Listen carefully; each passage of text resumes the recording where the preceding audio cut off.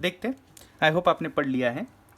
As a mango trader I have daily target for the amount to be collected, मतलब target जो है वो amount का है, प्रॉफिट वगैरह का नहीं है, अमाउंट कलेक्शन का टारगेट है। My daily target is achieved if I sell 15 mangoes at the cost price. अब इसमें कोई एक्चुअल स्केल का नंबर नहीं आया है, आगे भी अगर पढ़ते हो तो let's say that the cost price of each mango is let say 100 rupees. तो वो बोल रहा है his target is achieved if I sell 15 mangoes at the cost price of the mangoes. Cost price of the mango, each mango 100 है, तो 15 mangoes का cost price होगा 1500 rupees. So basically we found out that his target sale is of 1500 rupees, 1500 रुपए का target है उसे डेली। Now he's saying if I mark up the price of a mango by certain percent, we don't know what, and after offer 20% discount on the mark price, then I am able to achieve my target if I am able to sell only 10 mangoes. तो वो कुछ करता है तो वो 1500 का target 10 mango cell करके हो सकता है। That means selling price of 10 mangoes he is keeping as 1500 rupees because his target is of 1500. That means he is keeping the selling price of each mango as 150 rupees, and this is when he was offering 20% discount. अब whenever person offers 20% discount, that means his selling price is actually 80% of his mark price. mark price को 20% कम करके वो cell कर रहा है, and तब भी selling price of each mango is coming out as 150 rupees.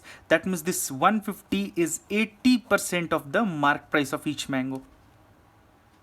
सो 0 अगर आप कट करते हैं तो ये मैंगो की मार्क प्राइस जो आ रही है वो 10 into 1500, 150 into 10 that is 1500 by 8, या फिर 750 बाय 4, या फिर 375 बाय 2 आ रही है, या एज इट इज रखते हैं, जब जरूरत पड़ेगी तो हम इसको देख लेंगे। Mark price of each mango हमने पता कर ली है, वो आ रही है 750 by 4. Now they are saying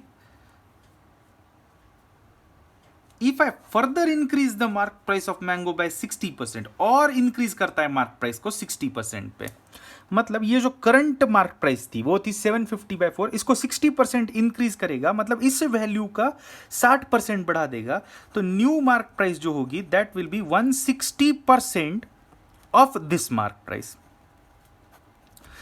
अगर 60% बढ़ाना मतलब करंट मार्क प्राइस का 160% बना देना, तो new mark price of each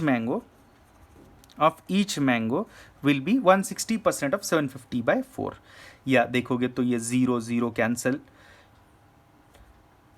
10 ये 0 कैंसिल, 4 से कैंसिल करेंगे तो ये आ रहा है 475 इंटू 4 इज 300। तो new mark price of each mango है 300, जबकि cost price of each mango थी 100।